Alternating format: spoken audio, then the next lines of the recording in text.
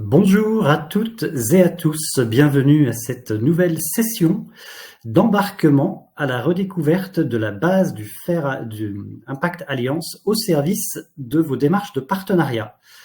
Alors, au menu, on va avoir 3 temps. Un premier temps de présentation, pourquoi cette base existe, comment elle fonctionne, comment vous pouvez accéder aux informations. Un deuxième temps de partage d'actualité et ensuite on écoutera notre invitée Suzanne Chamy de l'Institut IDEAS.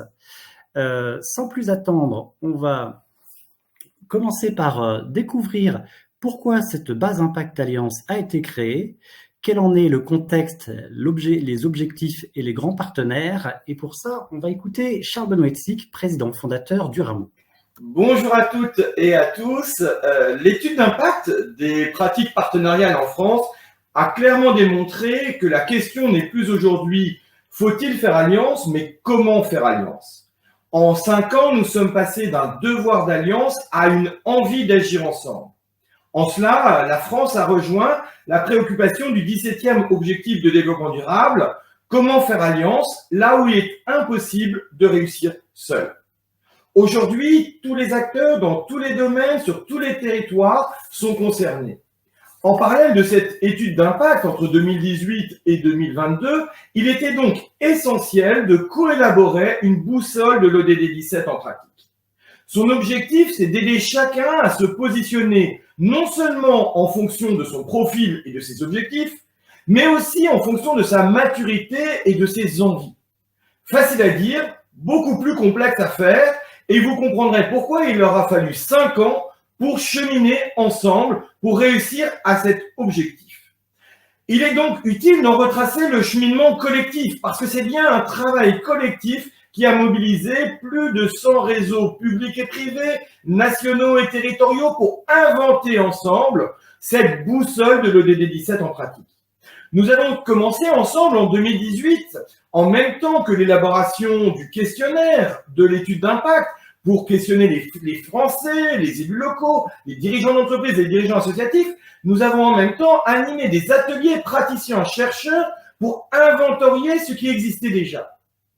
En 2019, nous avons à la fois modélisé les pratiques de terrain qui avaient été capitalisées depuis plus d'une décennie, notamment au travers du référentiel évaluation partenariat et du modèle socio-économique, mais nous avons aussi conçu une méthode qui articule cohérence des actions et cohésion des acteurs, de l'agenda 2030 à l'action respective de nos écosystèmes territoriaux, des organisations publiques et privées et du pouvoir d'agir des personnes. Il était important que chacun se sente concerné dans cette capacité à concrètement, au plus près de là où il est, agir dans le cadre de cet agenda 2030 des objectifs de développement durable qui pose un cap et un cadre commun.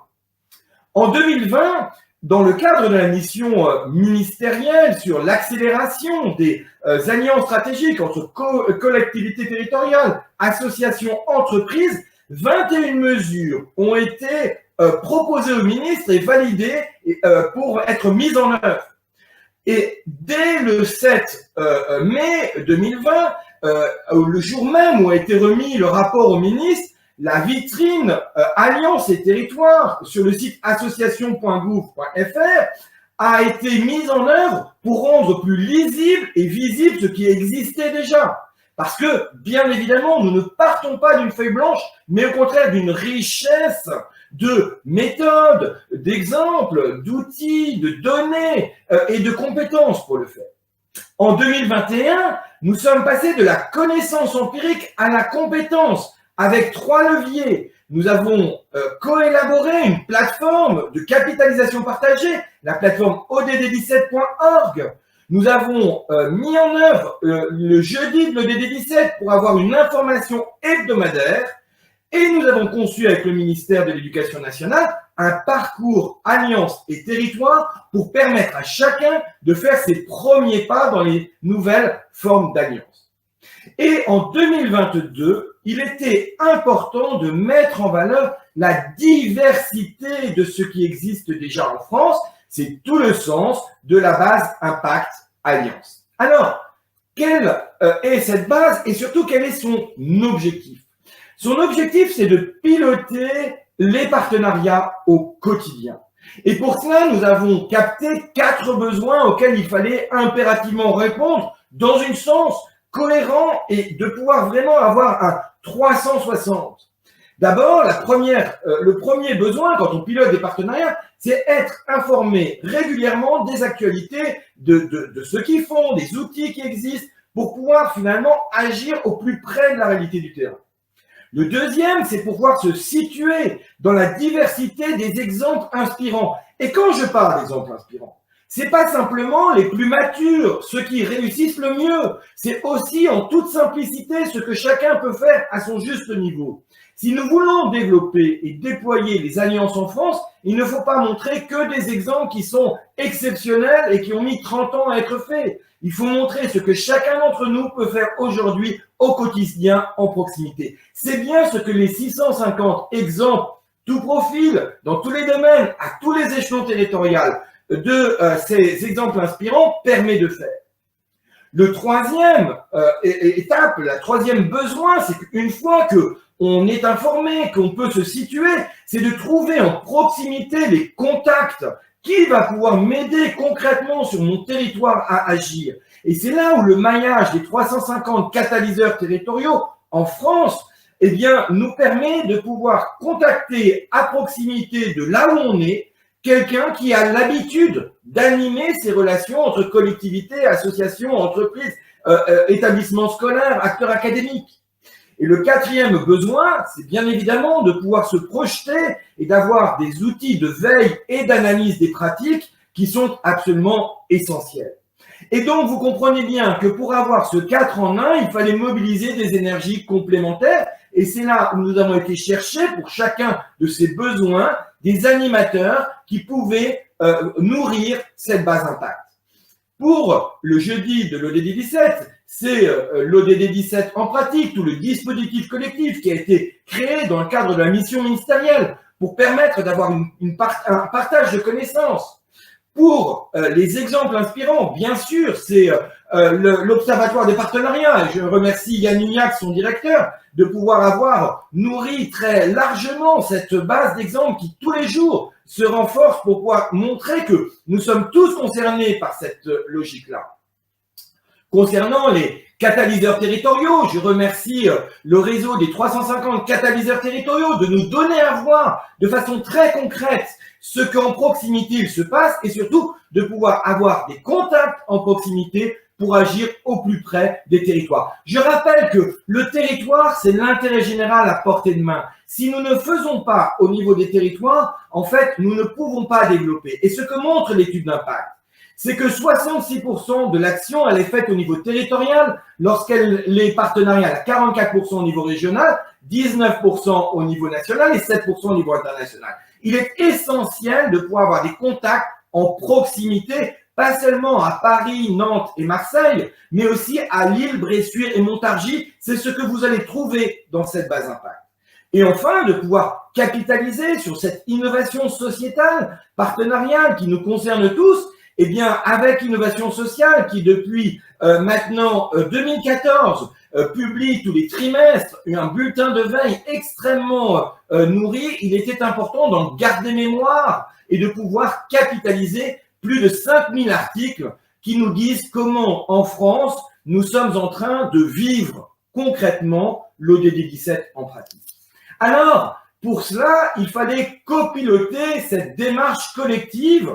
Et bien évidemment, en tant que laboratoire de recherche empirique sur la co-construction du bien commun, il revenait au rameau de pouvoir en prendre une forme de leadership, mais jamais seul, jamais seul. Et c'est là où nous avons choisi, bien évidemment, SINDUP pour construire avec nous cette base Impact Alliance. Alors pourquoi avoir choisi SINDUP? D'abord parce que, bien évidemment, toute personne qui s'intéresse à la veille aujourd'hui en France sait que c'est la plateforme digitale sur la veille la plus avancée. Mais c'est pas seulement cela, c'est aussi parce que la qualité de l'engagement de l'équipe, notamment aussi à travers le grand rebond, est telle qu'il était évident que nous étions en cohérence non seulement sur l'exigence de l'action, mais aussi sur le partage des valeurs. Merci donc, Michael, d'avoir accepté d'être notre partenaire pour co-inventer cette base Impact Alliance qui permet aujourd'hui à chacun, quelle que soit sa maturité, de piloter au quotidien les alliances d'intérêt général.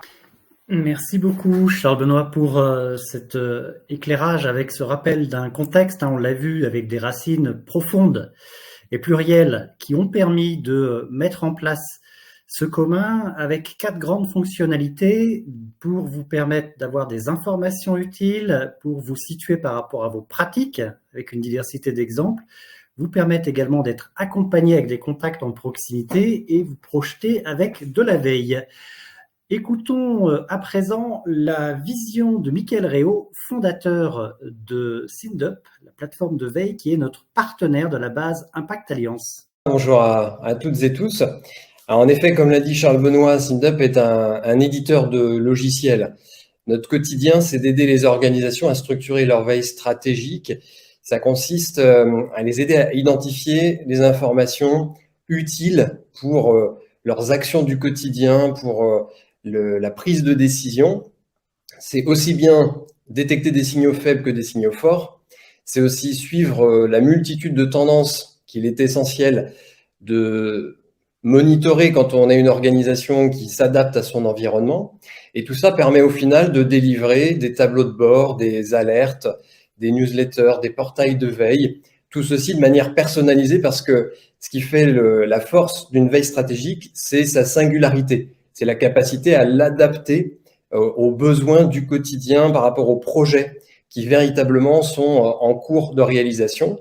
Et quand on a rencontré le Rameau, et notamment à travers son observatoire des partenariats, tout le travail colossal qui a été fait depuis de longue date maintenant, plusieurs années, pour construire cette base Impact Alliance en tant que commun, qui est mis à disposition des organisations et des territoires, et bien, sachant que SynDup s'engage effectivement dans l'atteinte des objectifs du développement durable depuis quelques années, que au quotidien, on accompagne les organisations sur leur veille RSE pour qu'elle soit en transversalité et véritablement une veille de transformation.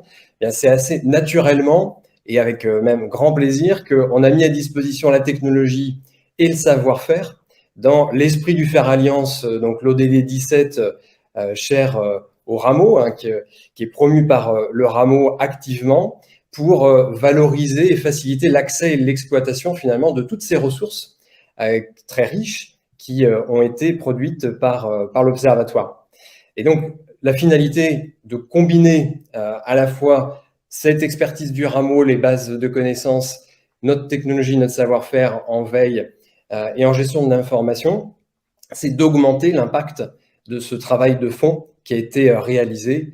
Et c'est tout le sens du partenariat. D'ailleurs, j'aurais souligné le plaisir pour nous de participer à un dispositif qui est assez exemplaire en termes d'état de l'art, parce que dans la gestion de l'information et des connaissances, trop souvent, la veille n'est pas couplée aux bases de connaissances. Et là, on est bien dans un dispositif qui est circulaire, on est sur de l'information durable, puisque la veille terrain, la veille web réalisée par l'Observatoire des partenariats, par le Rameau et tout son écosystème, viennent nourrir une base de connaissances qui est structurante, qui permet de finalement rendre utile l'information, même plusieurs années après sa création et sa capitalisation. Et c'est ce qui permet de mettre des moyens en œuvre à travers une démarche de veille au quotidien, parce que justement, il y a cette durabilité et cet effort qui est fourni, eh bien, il peut être non seulement démultiplié par un large accès en tant que commun à de nombreux acteurs, mais encore une fois, chaque exemple inspirant peut faire sens, même 5 ans, 10 ans après sa réalisation. Donc, en termes d'état de l'art, pour des experts en veille en information, pour nous, c'est un grand plaisir d'avoir cette combinaison base de connaissances et veille stratégique, en plus de tout le sens, évidemment, du dispositif. Alors maintenant, je suis sûr que vous avez très envie de savoir comment tout ça fonctionne. Merci beaucoup, Michael, pour ce partage. Et effectivement, cette singularité de la base, c'est d'associer 2 savoir-faire qui sont rares, celui de la veille numérique,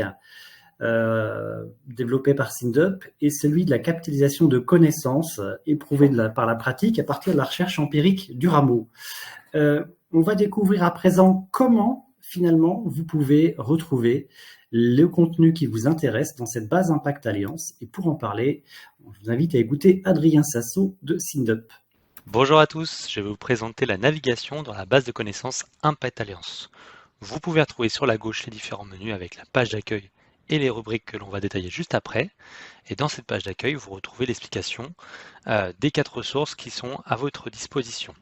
Pour commencer, vous retrouvez l'info hebdomadaire des jeudis de l'ODD 17, ensuite des exemples de partenariats inspirants de l'Observatoire des partenariats, puis la cartographie des contacts des catalyseurs territoriaux, et enfin chaque trimestre, vous retrouverez la veille des bulletins de l'innovation sociétale. Je vais commencer par parcourir les exemples de partenariats inspirants en cliquant directement dessus ou en passant sur le menu de gauche.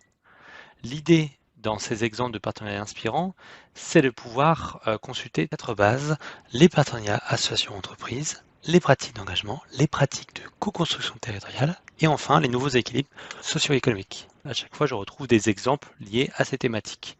On va prendre la co-construction territoriale. Chaque tableau de bord est construit de la même façon avec des explications sur les différentes formes ici de co-construction, les différents contenus les plus récents et surtout la capacité de filtrer sur ce qui va nous intéresser, que ce soit par territoire, par typologie ou par acteur lié à ces différents contenus. Prenons un exemple ici, je pars en région Nouvelle-Aquitaine, qui est le territoire qui m'intéresse. Je vais pouvoir cliquer directement sur le mot-clé dans le nuage de mots-clés et accéder à la recherche. Pour affiner mes résultats, sur la droite, j'ai des éléments de filtrage. Je pourrais dire par exemple ici que je m'intéresse plutôt aux collectivités territoriales. Donc je vais cliquer sur cet élément-là, sur ce mot-clé, et ça va me permettre d'affiner encore mes résultats et de trouver les différents contenus. Chaque contenu est identifié grâce à des tags, donc des mots-clés que vous voyez ici. Vous pouvez directement le consulter en cliquant dessus. Pour rechercher du contenu, vous avez aussi la possibilité en haut de rechercher dans tous les contenus disponibles, pas uniquement dans les exemples. Imaginons, je m'intéresse à la mobilité. Je vais taper ici donc dans la barre de recherche universelle tous les contenus qui parlent de mobilité. J'ai les résultats et toujours la partie de droite qui me permet d'affiner mes contenus. Imaginons, je parle plutôt de mobilité durable, c'est le sujet qui va m'intéresser. Eh bien, je peux cliquer ici directement et avoir des contenus qui vont être en lien avec cette recherche. Allons voir maintenant une autre thématique, les jeudis de l'ODD 17. Lorsque je clique dessus, j'accède au tableau de bord. J'ai également la possibilité d'ajouter ce tableau de bord dans mes favoris pour le retrouver tout de suite à gauche ici. Dans ce tableau de bord, vous retrouvez de l'information hebdomadaire, comme son nom l'indique, et vous êtes également en capacité de pouvoir filtrer sur ce qui va vous intéresser. Donc vous retrouvez les différents contenus du plus récent, mais également cette capacité de dire, je vais cliquer sur telle image de mots-clés, par exemple ici, ça m'intéresse aux fiches outils, et ça va me permettre de rechercher que les contenus qui parlent de fiches outils. Je continue les catalyseurs territoriaux. Ici, je retrouve en fait l'accessibilité à la base qui regroupe les différents contacts de ces fameux catalyseurs. Donc vous avez toutes les informations pour vous y connecter, identifier mot de passe et le tutoriel pour permettre d'utiliser cet outil. Et pour terminer, la partie bulletin de l'innovation sociétale me permet justement de pouvoir consulter l'ensemble des différentes diffusions, de cliquer du coup dessus pour pouvoir les lire directement en PDF. Merci beaucoup Adrien pour cette présentation un peu mode d'emploi qui montre que en quelques clics, finalement, vous pouvez assez facilement accéder à l'information qui vous intéresse. Justement, l'information, c'est le deuxième temps de notre webinaire. Et je vais vous donner des grands éléments par rapport à l'actualité du mois. Tout d'abord, le 16 octobre dernier, donc la semaine dernière, c'est à Poitiers lors du colloque Recherche et territoire de l'Association des villes universitaires de France qu'a été publié un cahier de recherche, le 4e, de l'Institut pour la recherche de la Caisse des dépôts et du Rameau, quelle trajectoire territoriale pour l'EDD 17. Dans ce cahier, vous pourrez retrouver des éléments utiles, notamment les enseignements majeurs d'un programme chef de projet innovation territoriale pour les petits et moyens territoires, et vous pourriez mieux finalement visualiser les liens entre acteurs académiques et territorialisation des transitions. Autre actualité, sur un plan plus pratique, se situer, on l'a vu avec l'introduction de Charles Benoît, c'est un axe fort de cette base, et justement une étude vient d'être publiée par l'Observatoire des partenariats, Savoir se situer dans un monde en mutation. Elle a été publiée le 3 octobre, et dans le cadre de l'anniversaire de l'agenda 2030, et vous pouvez la retrouver directement en allant voir le jeudi de l'ODD 17 du 3 octobre, qui est intégré dans la base. Plus récemment, la semaine dernière, pour agir, c'est la plateforme Coopérer efficacement qui est vraiment au service des pratiques de vos équipes et des managers, qui vous donne des éléments extrêmement précis, clairs et assez simples finalement pour monter à bord, pour arriver à structurer vos démarches, avec notamment un parcours expérientiel, et tout cela a été dévoilé lors de la semaine de l'entreprise responsable et inclusive du MEDEF et de la FMD la semaine dernière. Donc, le lien vers la plateforme est accessible depuis le jeudi de l'ODD 17 du 16 octobre, accessible sur la base Impact Alliance. Et ce mois d'octobre, justement en parlant des jeudis de l'ODD 17, les grands éléments ont été marqués à la fois par un récit, avec celui de Concert de Poche, association qui articule cohésion sociale et découverte, sensibilisation à la culture d'un grand nombre d'acteurs, notamment de territoires qui sont peu dotés en équipement culturel, et qui a clôturé en même temps tout un cycle de récits de la Fondation pour la co-construction du bien commun. Côté interview, c'est Anne Varret, directrice scientifique et prospective de l'ADEME, qui a partagé finalement des éléments extrêmement intéressants sur le programme de recherche et d'accompagnement de l'ADEME. Et pas plus tard qu'hier, vous avez pu découvrir le podcast sur l'ODD 13, Transition écologique au cœur des territoires, qui montrait finalement l'articulation de temps de 3 réseaux associatifs, l'Union, le réseau des CPIE, celui de Rhône-Alpia et le mouvement TILT, qui illustre que l'on soit acteur d'intérêt général côté associatif ou philanthropique, comment finalement se témoignent les modalités d'accompagnement pour une transition écologique au plus près des territoires. Et en octobre, côté exemple, de nouveaux exemples ont été intégrés puisque vous allez bientôt découvrir le témoignage de Nadia Belaoui, de l'agence du service civique, qui avait témoigné pour l'École de Paris du management. Et côté Fondation pour la co-construction du bien commun, c'est près de 15 nouveaux exemples, bientôt 18 finalement, de personnes, de projets, de territoires qui mènent des actions remarquables au service de l'intérêt général et qui illustrent un peu en avance de face comment nous pourrions atteindre par une diversité de chemins l'agenda 2030 des objectifs de développement durable. Et côté veille, je vous invite à découvrir, pour les plus curieux, très prochainement finalement le jeudi qui sera intégré à la base, dans lequel figure le bulletin de veille, et l'ensemble des articles seront intégrés dans les prochains jours, avec notamment, pour y découvrir, un dossier passionnant sur la transition écologique et l'innovation territoriale, qui met en valeur les acteurs dont les logos s'affichent par rapport à leur programme et aux éléments d'éclairage qu'ils ont partagés. Et ce bulletin propose vraiment une vision très globale, très systémique des enjeux de transformation, de mutation qui peuvent vous concerner, du local à l'international, sur une diversité de thématiques. Et j'en profite pour remercier les contributeurs, leur logo s'affiche en dessous, qui ont apporté leur regard à ce bulletin. Et on en vient maintenant à l'écoute de notre invité du mois, Suzanne Chamy, déléguée générale de l'Institut IDEAS. Suzanne a été retenue puisqu'elle était en vacances, mais nous avons enregistré une vidéo et elle va nous dire comment IDEAS finalement contribue à accompagner les structures d'intérêt général. Restez en ligne pour toutes les questions. Une de ses collègues est avec nous et bien entendu après nous serons à l'écoute de toutes vos questions sur la base Impact. Mais d'abord écoutons l'interview de Suzanne Chamy. Suzanne, ravie de vous accueillir. Donc Suzanne Chamy, vous êtes déléguée générale de l'Institut IDEAS, votre institut est partenaire du programme sur les modèles socio-économiques d'intérêt général, notamment sur le volet de l'outillage. Et le mercredi 13 novembre, vous allez intervenir au Forum national des associations et des fondations, le FNAF. Le Rameau est ravi de vous accueillir et aimerait en savoir plus sur vos activités quelques jours avant cet événement. D'où ma première question. Pourriez-vous nous présenter votre institut en quelques mots? Qu'est-ce que fait l'Institut IDEAS? Bonjour Yann, bonjour à toutes et à tous et merci beaucoup pour cette invitation à présenter l'Institut IDEAS. Donc l'Institut IDEAS est une association dont la vocation première est de proposer de déployer un dispositif d'éducation aux bonnes pratiques associatives et philanthropiques à l'intention de tous les acteurs de l'intérêt général. Et comment nous est venue cette idée?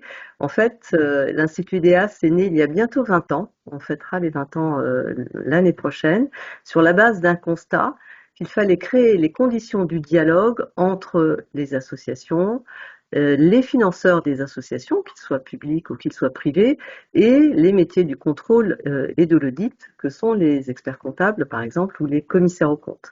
Il était important pour nous de mettre autour de la table toutes ces parties prenantes de l'intérêt général, et ce terme pour nous est vraiment majeur. En tout cas, c'est dans cet état d'esprit que nous avons conduit l'action d'IDEAS depuis sa création. Donc nous avons mis autour de la table au sein d'un comité expert ces différentes parties prenantes pour réfléchir justement à quel pouvait être ce dispositif d'accompagnement des associations, des fondations, des fonds de dotation à la montée en compétences, et ça s'est traduit dans un premier temps par un guide des bonnes pratiques que j'aurai l'occasion de vous détailler un petit peu plus tard. Donc voilà d'où nous venons. Bientôt 20 ans d'existence, de mise en œuvre de missions d'accompagnement sur le terrain, de production d'outils méthodologiques, pédagogiques pour aider un maximum d'acteurs à grandir, à engager des démarches d'amélioration de leur organisation dans cet esprit de servir toujours mieux l'intérêt général. Merci Suzanne. Pourquoi la bonne gouvernance est utile pour les associations, les fondations que vous accompagnez? Un des premiers constats que l'on a posé également, c'est que la gouvernance est au cœur du fait associatif et que c'est elle qui va traduire finalement l'intensité de ce geste d'intérêt général. Et si l'on observe la façon dont nous avons construit notre guide des bonnes pratiques, vous verrez que la partie gouvernance, qui est le premier volet de 3 volets, il y a un volet gouvernance, un volet finance et un volet pilotage et évaluation, vous verrez que plus de la moitié des bonnes pratiques relèvent de la gouvernance. On y traite de sujets aussi variés que les fondamentaux associatifs, comme le projet associatif, la charte éthique, mais également le sujet de la cartographie des parties prenantes pour que l'association puisse mieux se situer par rapport aux parties prenantes et à l'environnement dans lequel elle intervient. On parle également de gestion et maîtrise des risques. C'est un sujet majeur pour que la gouvernance puisse s'exercer dans les meilleures conditions. On parle de sujet évidemment de gestion des richesses humaines. Donc la gouvernance est pour nous IDEAS fondamentale. En tout cas, il faut y porter la plus grande attention, la meilleure des réflexions pour pouvoir adapter sa gouvernance aux enjeux, aux spécificités de l'action associative que l'on souhaite conduire. Merci Suzanne donc, pour ce message et cette pédagogie très claire de la gouvernance et tout ce qu'elle recouvre au service du projet associatif.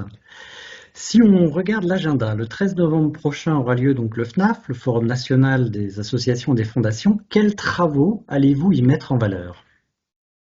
Le FNAF est pour nous une très belle opportunité pour présenter en fait justement tous ces outils que nous proposons, que nous développons pour permettre à tout type d'association, tout type de fondation, tout type de fonds de dotation de trouver la meilleure réponse à son besoin d'amélioration de son organisation.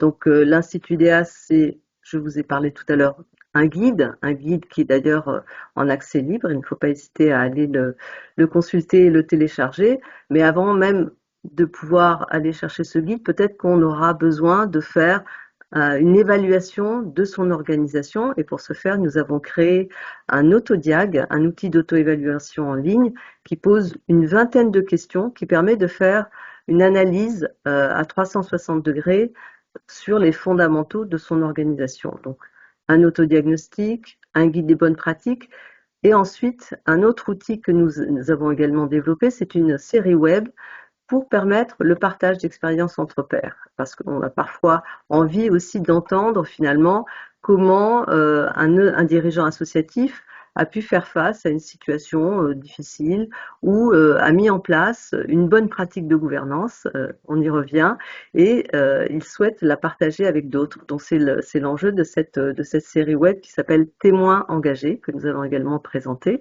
Nous allons également parler de la démarche d'accompagnement au label IDEAS, parce que j'ai quand même oublié de mentionner la création du label IDEAS en 2010 comme outil de valorisation de la qualité et du professionnalisme des associations, des fondations et des fonds de dotation.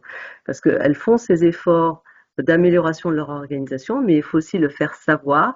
Et IDEAS est un tiers de confiance du secteur et donc a créé ce label qui s'appuie sur des contrôles réalisés par des professionnels indépendants qui sont experts comptables et commissaires aux comptes. Cet événement, le FNAF, cette année a pour particularité de nous permettre aussi de faire connaître notre contribution au guide illustratif sur les modèles socio-économiques, puisque nous accompagnons maintenant depuis près de 20 ans les associations, les fondations, les fonds de dotation sur le terrain.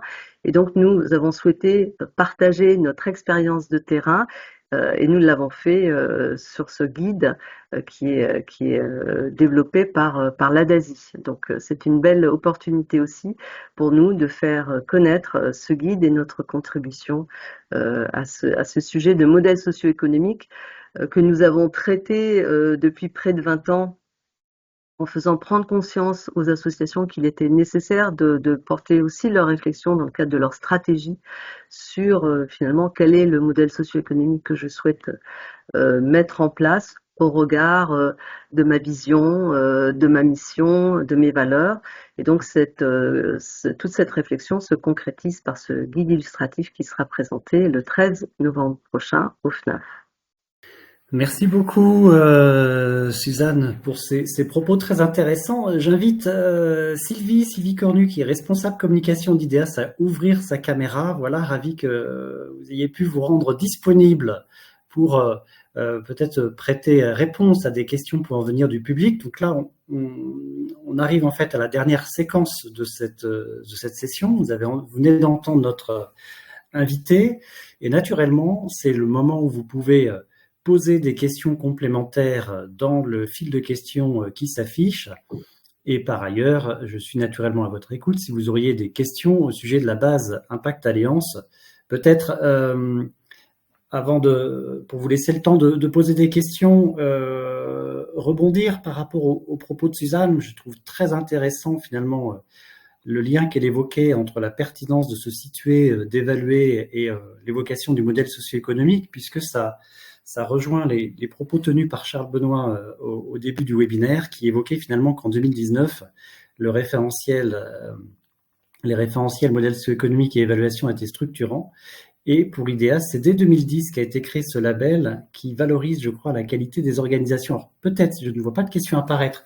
Une question à l'attention de Sylvie. Sylvie, quel conseil pourriez-vous donner à une association, une fondation qui souhaiterait améliorer ses pratiques? Quel premier pas vous pourriez lui suggérer de faire? Bonjour Yann, merci. Écoutez, là, je trouve que l'intervention de Suzanne Chamy était assez claire sur tous les outils que nous proposons. Pour un premier pas, je pense que l'autodiag est vraiment une très bonne solution. C'est un outil qui, en 15 minutes, permet de se poser vraiment les questions, de faire un 360 sur l'organisation. Vous avez les 28 questions seulement. Ça permet de s'auto-évaluer et surtout d'être sensibilisé à tous les points intéressants quand on est à la gouvernance d'une association ou fondation ou fonds de dotation. Donc l'autodiag pour moi est le premier outil. Et à l'inverse, puisqu'il y a une diversité d'acteurs et une diversité de maturité des acteurs qui peut-être sont avec nous aujourd'hui ou consultent la base Impact Alliance, pour les acteurs qui seraient un peu plus avertis et plus matures, jusqu'où peuvent-ils être accompagnés par l'Institut IDEAS et comment cela se passe? Alors, ça dépend vraiment du besoin. Donc, l'autodiag, c'est un premier pas. Vous pouvez ensuite consulter librement le guide des bonnes pratiques. Les 90 bonnes pratiques sont à disposition, qui sont classées en 13 objectifs. Vous avez vu la gouvernance, la finance et tout ce qui est évaluation et pilotage.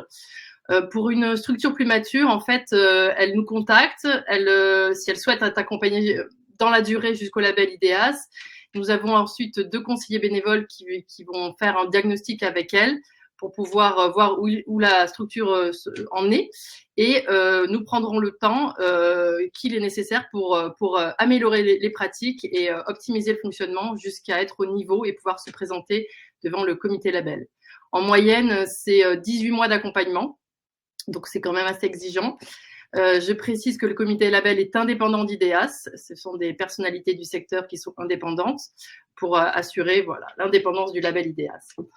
Donc voilà, les structures plus matures peuvent venir nous voir et être accompagnées jusqu'au label IDEAS. À ce jour, nous avons 62, je crois, labellisés IDEAS de différentes tailles, moyennes et grandes structures. Merci beaucoup pour cet éclairage. Naturellement, vous retrouverez dans le courant de la journée par mail l'ensemble des ressources qui ont été évoquées et vous pourrez contacter directement Sylvie ou Suzanne qui seront en copie de ce message si vous posez toute question par rapport à justement pour monter à bord et en savoir plus si vous avez des besoins spécifiques. Je ne sais pas s'il y aurait des questions par rapport à la base Impact Alliance. J'en profite pour rebondir et remercier Lorenzo Favia du consortium accompagnement des transitions qui a eu la gentillesse de poser une question. Comment rejoindre cette dynamique? Donc, en fait, il y a 2 options. Déjà, c'est cette base Impact Alliance, elle est gratuite, elle est accessible à tout acteur. Donc, n'hésitez pas, en fait, si vous trouvez que c'est utile, vous pouvez très bien la conseiller, soit en interne, au sein de votre organisation, si vous repérez des personnes que ça peut directement intéresser, soit même en externe, auprès de vos partenaires ou d'autres acteurs, si vous trouvez utile de partager finalement un 4 en 1 qui met tout le monde en capacité de mieux savoir comment fonctionne et comment peut-être utiliser des dynamiques de partenariat dans ces enjeux et ces pratiques. Et si vous vous posez des questions un peu plus précises, je vous invite à me contacter directement dans ce cas-là pour que l'on puisse en échanger. Je vois qu'il y a une question qui s'affiche. Oui, effectivement, merci beaucoup Amélie. C'est encore mieux parce que au moment où je vous parle, tout le monde n'est peut-être pas encore inscrit à la base Impact Alliance. Maintenant, vous avez le mode d'emploi. N'hésitez pas à vous y inscrire. Merci beaucoup. C'est effectivement un pas intéressant. Et du point de vue du contenu, elle est alimentée assez régulièrement, ce qui fait qu'en y allant 1 à 2 fois par mois, par exemple, ou 1 fois par trimestre, vous serez à chaque fois sans doute surpris des nouveaux éléments qui arrivent et qui viendront enrichir vos pratiques. Avec plaisir, Lorenzo. Merci pour votre retour. Je crois avoir été assez clair. Donc, comme je ne vois pas d'autres questions apparaître, je vous propose de poursuivre avec 3 invitations. La première, c'est dans un temps court, puisque c'est le 6 novembre prochain, mercredi, de 17h à 19h, que vous pourrez écoutez Valérie Dumonté, vice-présidente du département de l'Aude et de la Fondation des Territoires, témoigner d'un projet passionnant, l'Alliance pour la jeunesse audoise, qui d'ailleurs vient d'être reconnu comme territoire de confiance, qui parlera de comment réinventer la politique de la jeunesse dans l'Aude. Donc si ces sujets de jeunesse, de territoire et de politique publique vous concernent, n'hésitez pas à vous y inscrire, c'est ouvert. Vous avez le lien dans le question et je vous partagerai également ensuite. L'autre invitation qui fait le lien avec ce qu'évoquait Suzanne d'IDEAS, c'est l'invitation au FNAF. N'hésitez pas à y participer le 13 novembre pour retrouver l'Institut IDEAS, pour retrouver de nombreux acteurs de l'intérêt général et également une table ronde passionnante de 12h35 à 13h55, autrement dit midi et demi à 14h dans votre agenda. Cette table ronde, finalement, permettra à la fois de lancer le guide modèle socio-économique et plus largement de s'adresser à une diversité de dirigeants d'associations par rapport à la question du développement de vos compétences, de l'émergence d'un projet à même son développement international, avec des acteurs à la fois à l'échelle locale, régionale et nationale, institutionnels et associatifs. Vous voyez ici la liste des acteurs s'afficher, donc notamment Mouvement associatif Hauts-de-France, Zoein dans les Hauts-de-France, mais également sur le plan national, l'ADASI, le Rameau, le ministère des Sports, de la Jeunesse et de la Vie associative avec Thibaut de Saint-Paul, l'Institut français du monde associatif, et on aura l'honneur également d'entendre Nathalie Smirnov, directrice générale de la Croix-Rouge française.